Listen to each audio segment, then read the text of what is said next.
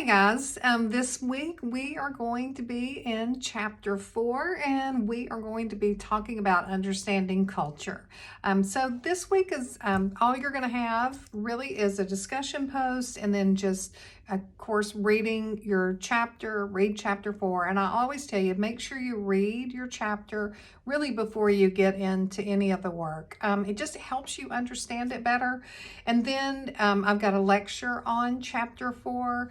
And so understanding with these lectures, what I'm doing right now is really just to give you kind of my thoughts on the chapter. I know you're going to get more out of it when you read it, but it's just important. I just give you different thoughts that I have after how I interpret it and just some points that I think are important and different takeaways.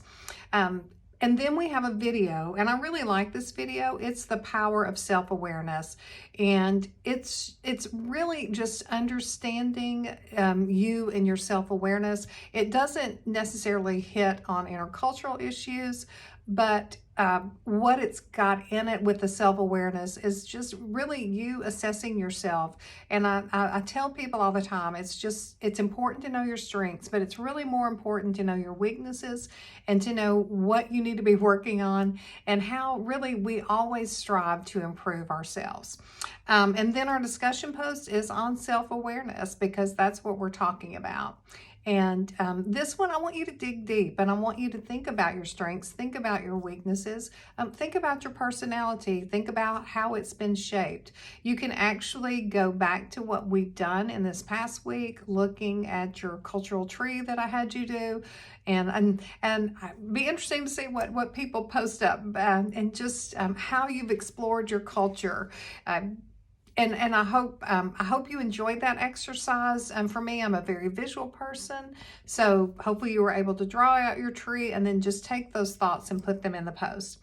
But anyway, this one on self-awareness, what we will be talking about is really describing yourself, how your personality has changed since childhood. I always say we don't just go through life, we grow through life. And is your personality like your parents or is it not? And if you're like me, especially after raising children or grandchildren, I hear my mother come out of me quite frequently.